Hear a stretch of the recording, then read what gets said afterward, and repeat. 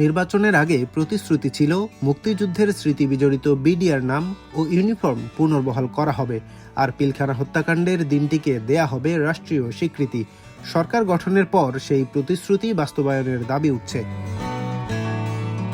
বর্তমান প্রধানমন্ত্রী ও BNP chairman Tarique Rahman নির্বাচনের ঠিক 4 দিন আগে সশস্ত্র বাহিনীর সাবেক কর্মকর্তাদের সঙ্গে মতবিনিময়ে বলেছিলেন, জনগণের রায় পেলে বিডিআরের নাম ইউনিফর্ম ফিরিয়ে আনা হবে এবং 25 ফেব্রুয়ারিকে শহীদ সেনা দিবস বা জাতীয় শোক দিবস ঘোষণা করা হবে।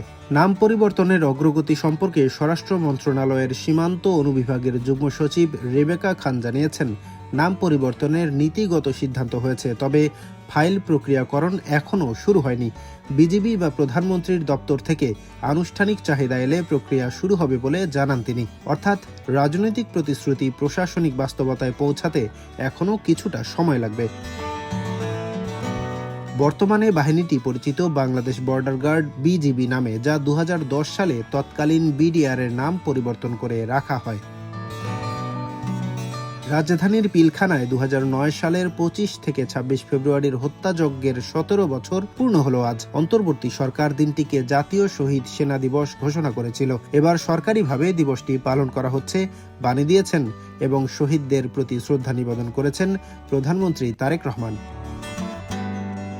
তিনি শহীদ সেনা সদস্যদের পরিবারের প্রতি সমবেদনা জানান এবং মাগফিরাত কামনা করেন। বিভিন্ন কর্মসূচির মাধ্যমে দিবসটি পালিত হচ্ছে। অন্তর্বর্তী সরকারের গঠিত জাতীয় স্বাধীন তদন্ত কমিশন 11 মাস তদন্ত শেষে যে প্রতিবেদন দেয়, তাতে তৎকালীন প্রধানমন্ত্রী শেখ হাসিনা সহ একাধিক আওয়ামী লীগ নেতার সম্পৃক্ততার অভিযোগ আনা হয়। কমিশনের ভাষ্য অনুযায়ী ঘটনাটির পেছনে রাজনৈতিক সমন্বয় ছিল এবং প্রতিবেশী একটি রাষ্ট্রের সংশ্লিষ্টতার কথাও উল্লেখ করা হয়। কমিশনের সভাপতি মেজর জেনারেল অবসরপ্রাপ্ত আ.ল.ম ফজলুর রহমান বলেন, সেনাবাহিনীকে দুর্বল করতে পরিকল্পিতভাবে এই হত্যাকাণ্ড ঘটানো হয়। তবে বর্তমান সরকার ওই রিপোর্টে পূর্ণ আস্থা রাখতে পারছে না। স্বরাষ্ট্রমন্ত্রী সালাউদ্দিন আহমদ জানিয়েছেন, পিলখানা হত্যাযজ্ঞের ঘটনায় নতুন করে তদন্ত শুরু করা হবে। গত বছর 25শে ফেব্রুয়ারি আয়োজিত এক স্মরণ সভায় সেনাপ্রধান ওয়াকারুজ্জামান বলেন, এই বর্বরতা কোনো সেনা সদস্য করেনি, সম্পূর্ণটাই তদন্তাধীন বিডিআর সদস্যদের দ্বারা সংঘটিত। এখানে কোনো ইফ বা বাট নেই। তিনি বিচারিক প্রক্রিয়াকে প্রশ্নবিদ্ধ না করার আহ্বান জানান।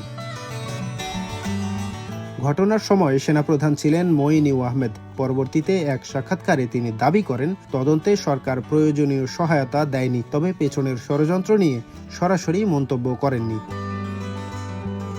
2009 সালের 25 ফেব্রুয়ারি ছিল তৎকালীন বিডিআরের বার্ষিক দরবার। সকাল 9:26 হঠাৎ সশস্ত্র বিদ্রোহ শুরু হয়। দরবার হল ঘিরে গুলি, অগ্নিসংযোগ ও হত্যাযজ্ঞ চলে 2 দিন। নিহত হন 74 জন, যাদের মধ্যে 57 জন সেনা কর্মকর্তা এবং নারী শিশু সহ 17 জন। 26 ফেব্রুয়ারি সন্ধ্যায় বিদ্রোহীরা অস্ত্র সমর্পণ শুরু করে। দীর্ঘ বিচারিক প্রক্রিয়ায় বহু সদস্য দণ্ডিত হন। ডেস্ক রিপোর্ট, দৈনিক দৃষ্টি।